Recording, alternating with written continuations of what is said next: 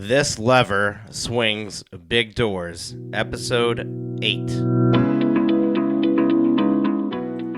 Are you ready to make your law firm a profit-generating machine that will free up your time and skyrocket your impact?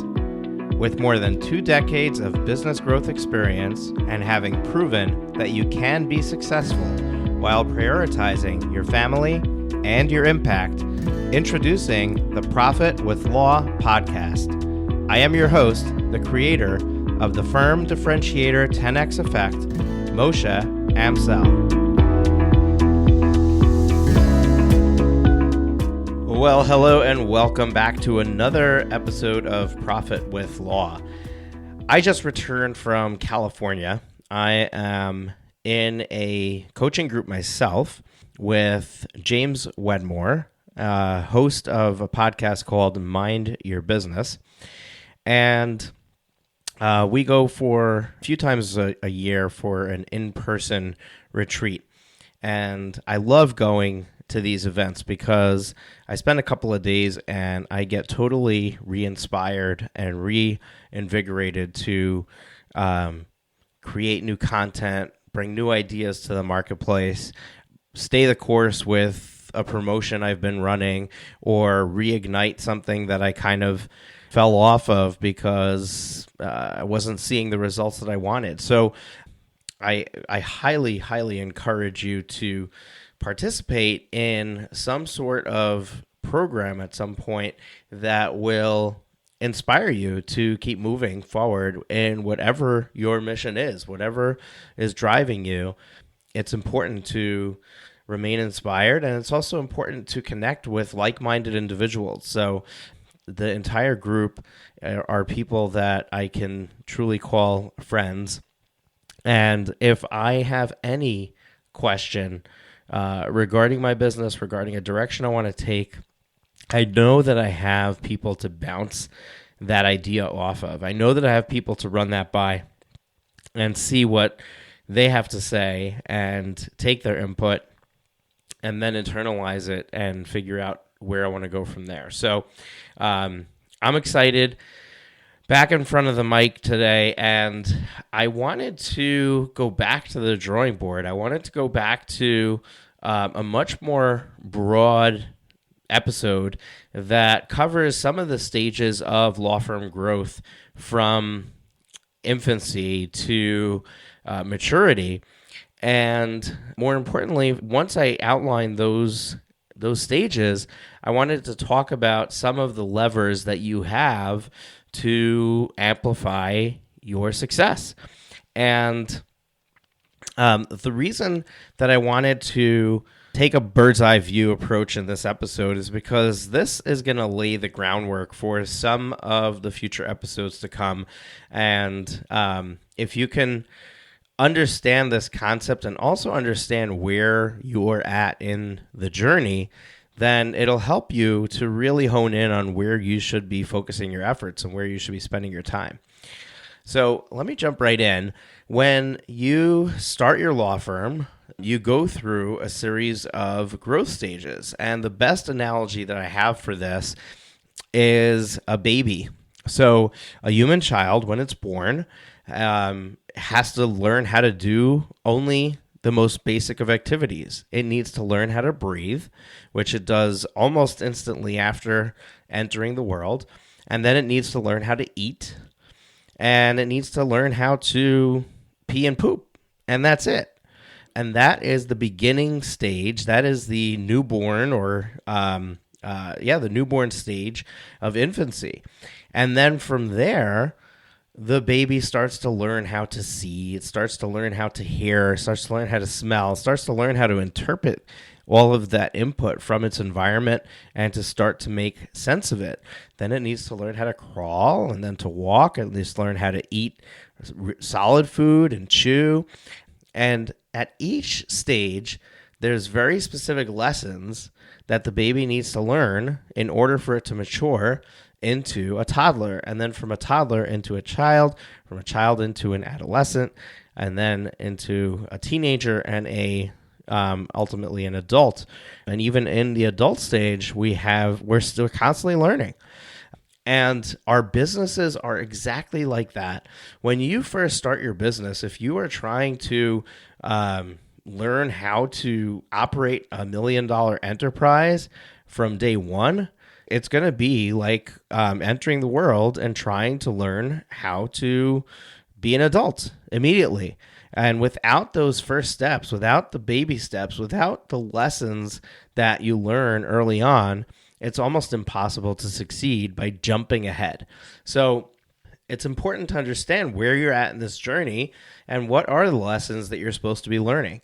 So when you first start your firm, the very first thing you need to learn how to do is how to sell. You have to get your first client. If you cannot get your first client, you have no business. You have no law firm. So the very first thing you need to learn how to do is how to sell. You don't have to have anything to sell. You don't have to have fancy brochures and a logo. You don't have to even have a suite of products and services. You don't have to be known for a gazillion things. You're an attorney. You need to go out and get yourself a client, somebody who needs an attorney. That's it. At that point, once you get somebody who wants to use your services, you need to figure out what you're going to charge them. So you have to learn how to price your services. And then ultimately, once you sign the client at a set price, you then need to learn how to deliver on that service. So you've promised them an end result, or you've promised them an engagement for something, and you have to deliver on that. And that is the infant stage. That is you're a newborn, you just started a firm. That's what you need to learn. That's it. Now, once you've learned how to make a sale, how to price your services. Now, notice I'm not saying price permanently, okay? So the price can change. The offering that you have can change. It doesn't matter. At the beginning, it's just being able to get out there and talk to people and find somebody who needs you and sell them on yourself. Sell them on your ability to be able to perform, to do what it is that they need done. And then learning how to deliver. So once you get past that stage, we then go to the profitable stage. So now that you've got your first client, you need to repeat it over and over and over again. And you need to get yourself to the point where you are covering your own personal expenses. You have to get to the point where you're able to survive from your practice. You're able to survive from your firm. Now, some people, when they start their firm, start off with clients already because they're leaving another firm. They have experience. They already have a book of business. And if that's the case, then you're kind of going to jump into the profitable stage. But don't think that you skipped the startup stage. You didn't. You just did it under somebody else's roof. Okay, you had to get those clients for somebody else. So you've already exercised that muscle. You've already learned how to make the sale. You've learned how to sell yourself, and you know what you're pricing yourself at another firm. So that gives you a starting point for pricing, and you also know how to deliver. So in the profitable stage, you're not at full capacity, hopefully, right? So let's say that your cost of living, in order for you to survive, you have to be bringing home $80,000 a year.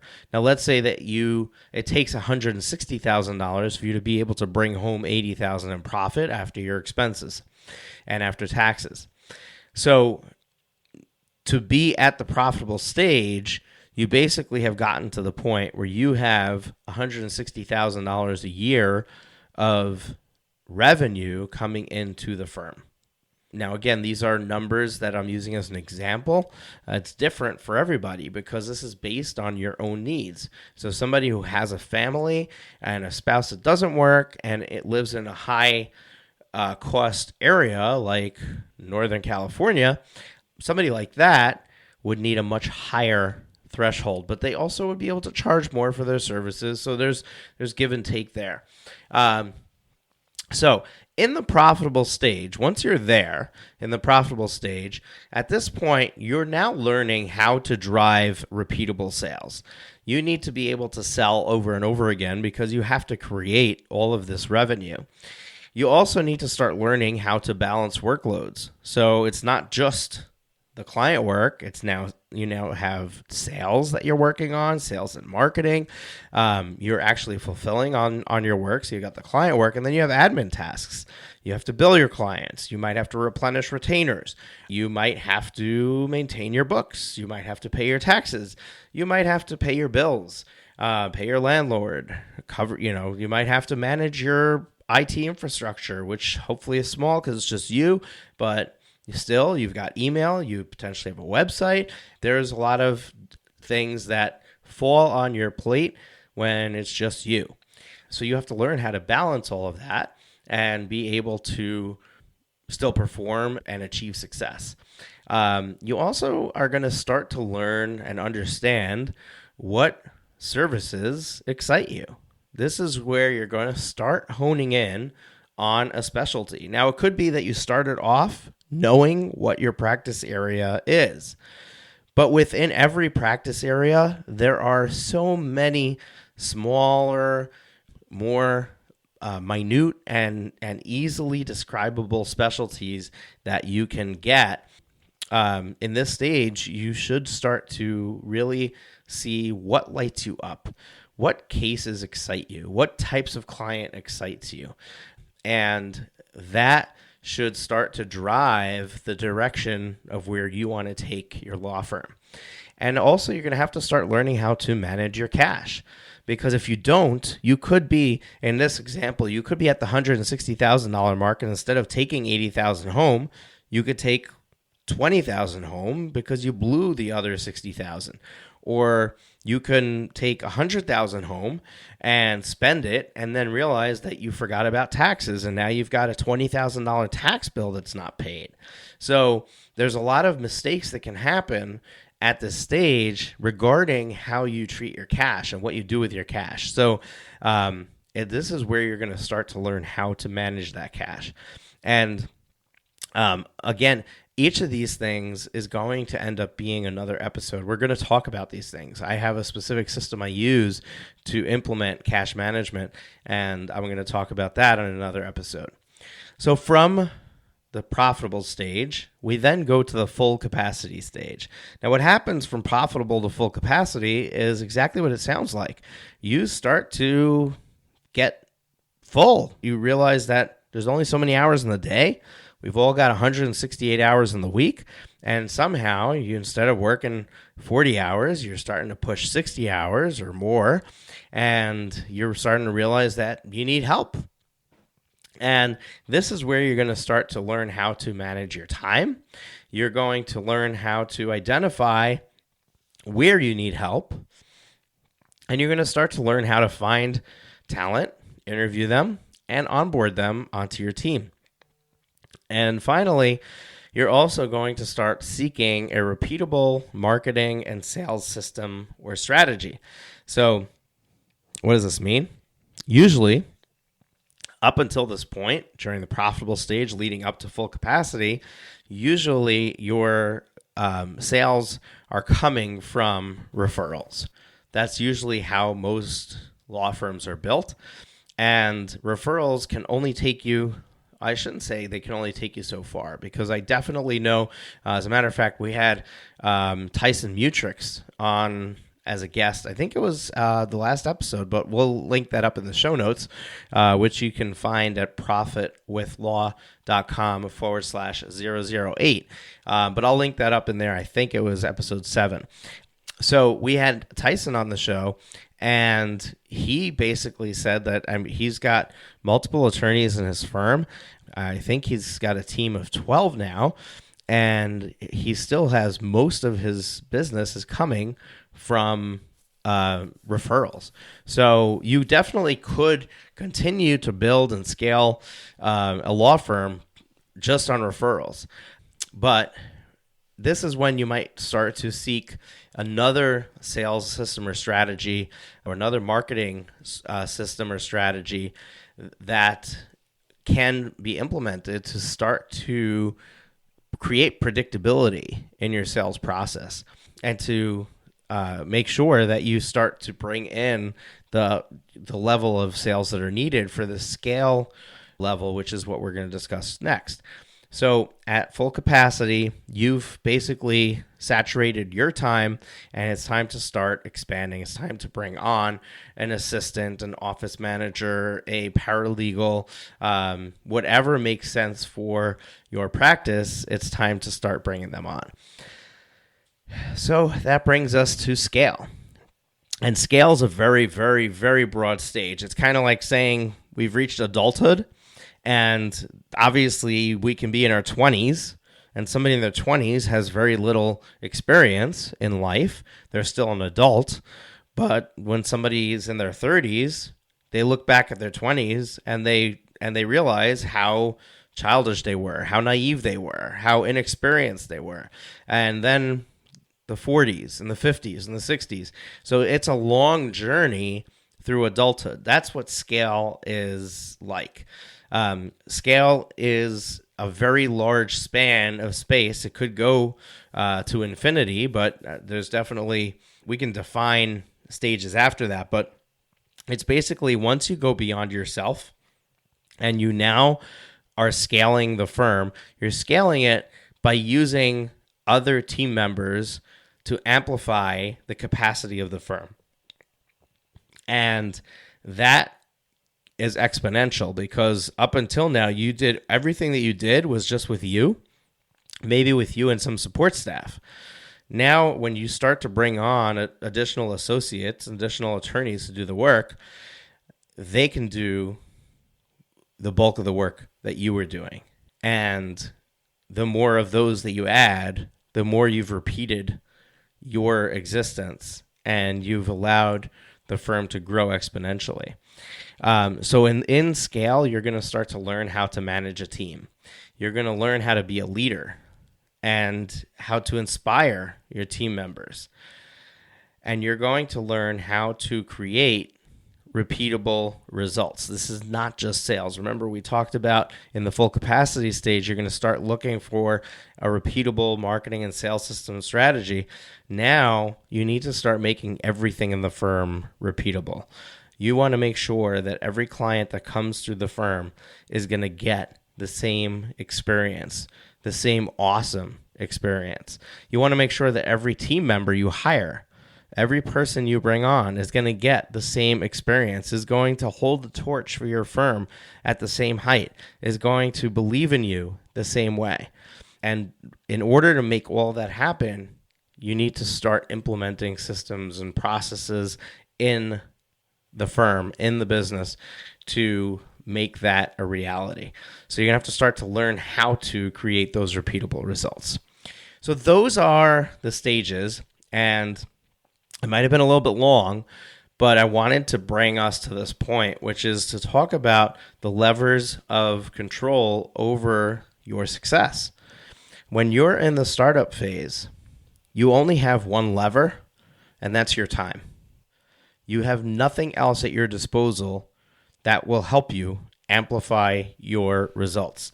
You need to spend your time to learn how to sell, to learn how to find your clients, to learn how to price your services, and to learn how to deliver. Those are all going to be time-consuming tasks. And the more that you dedicate your time to getting through this stage, the faster you're going to reach the next stage, which is the profitable stage. Now, once you're in the profitable stage, at this point, you actually have two more tools at your disposal that can leverage the time you're already putting in. And those are price and packaging. Now, I'll discuss each one separately. So price. You can increase your price. And by increasing your price, you can bring in more money with the same effort, the same amount of time that you're putting in. One of my good friends, Gordon, is an attorney in California, and he's in the same group that I'm in. So I just had the opportunity of having dinner with him when I was out in California. And he was telling me, look, my firm is at full capacity and I have these projects that I want to do and I'm just not finding the time to do them. And I looked at him and I said, well, your firm is at full capacity. That means it's time to raise your prices. So instead of so he said, well, I'm already at max price. I'm already at the most I can charge because I'm charging $600 an hour. And I looked at him and I said, really? Why are you maxed out at $600 an hour? Double your price. Charge $1,200 an hour. And he said, well, I can't do that because there's an ethics problem. Now, what is the ethics problem with charging a price that's worth the value that you're providing? If he's maxed out at $600 an hour, that means that he's in demand. That means that people want to use his services. That means that he's worth more than the $600 an hour he's charging. Now, if he charges $1,200 an hour and somebody cannot afford him, or somebody wants to use him, but they don't want to spend that much, they have the option of not using him. They have the option of not spending that much. There's no ethical, moral dilemma in the price that you charge. The price that you charge is the value that you're bringing to the marketplace. And when you have experience and you have the ability to get the job done, you can charge more for that. Now, if he turns around and he changes his price from $600 to $1,200 an hour, he can produce the exact same results in exactly half the time. Think about that. The exact same financial results in exactly half the time. How much more can he now produce? Now, he can continue to fill his plate again to full capacity, and you can keep doing rinse and repeat. The problem is that pricing as a tool for leverage at some point is going to max out. At some point, you're going to have you're not going to have the ability to find clients who are willing to pay the price that you're charging. Now, it could be that you can stay solo forever and never go beyond that because you never hit that threshold and you're very comfortable and happy with the income that you're making. So if that's you, that's great.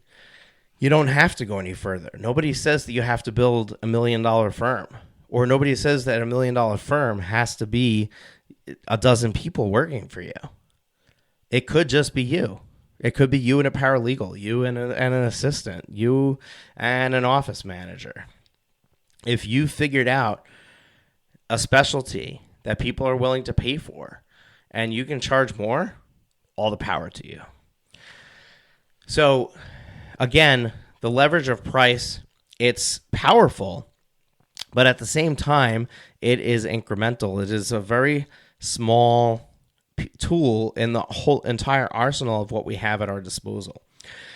In this same stage, in the profitable stage, you have one more tool in your arsenal, and that is packaging. Instead of charging more, or in addition to charging more, you can choose to package your services differently. So let's say, for example, that you are a patent and trademark attorney. And let's say that you charge $600 an hour to take care of a trademark for somebody, to take care of a trademark search and registration. And let's say that you typically bill 3 hours for that work.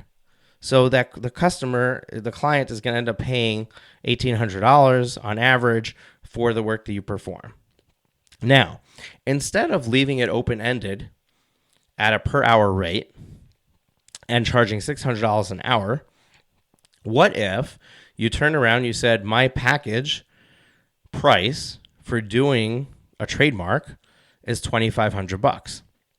So now you took the exact same deliverable without adding anything to it that they weren't doing before, and instead of leaving the risk on the clients, for the client to kind of imagine how many hours is this going to take and how deep into this hole am I going to get, you give them a flat price. It removes all that risk for them, and you take on that risk, but you can control it because you know how efficient your firm can be.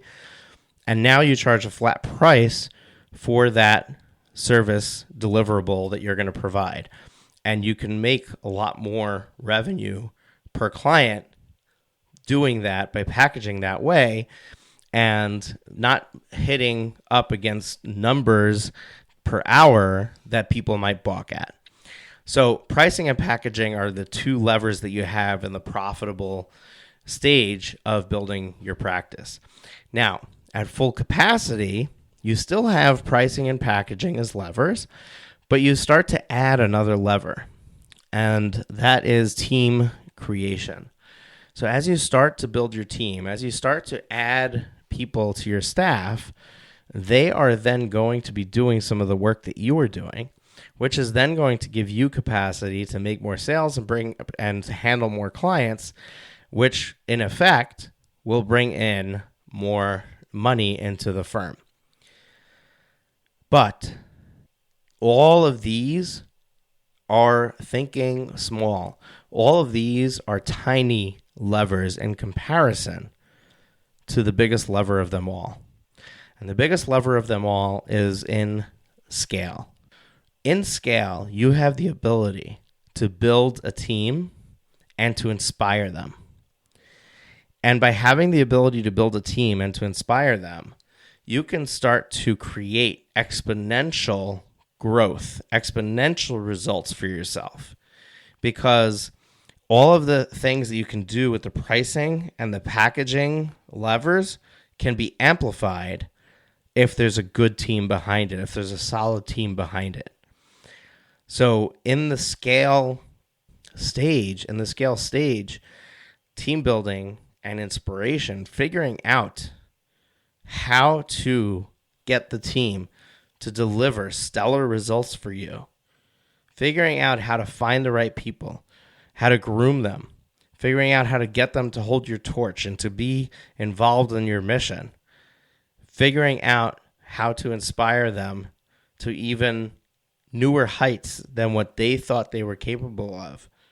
Those are the things that are going to swing open the big doors. Those are the things that are going to give you the access to the dream that you thought you were getting when you started your law firm. And that's really the point that I wanted to make with this podcast episode is where at whatever stage you're in, you have to get through that stage. You can't jump to scale. But you could start to understand the power that a team can bring to you. You could start to understand and to see how it could be that there's a time in the future that it's not all on you. There's a time in the future that every single legal matter that's coming through the firm is being handled by your staff. Every single marketing and sales effort is being handled by your staff. And all you're doing is overseeing the progress and overseeing the results. So all you're doing is checking in with the people below you. And that's it. That's your whole job. That can happen in scale. That can happen by creating a team that you inspire and you have behind you with your mission. So, in summary, there are 4 main stages in growing your firm. And it's important to understand which stage you're in. Are you in startup? Are you in profitable? Are you in full capacity? Or are you in scale? And each one, you need to figure out how to perfect your use of the lever available to you. If you're in startup, perfect your use of time. Get really good at time management.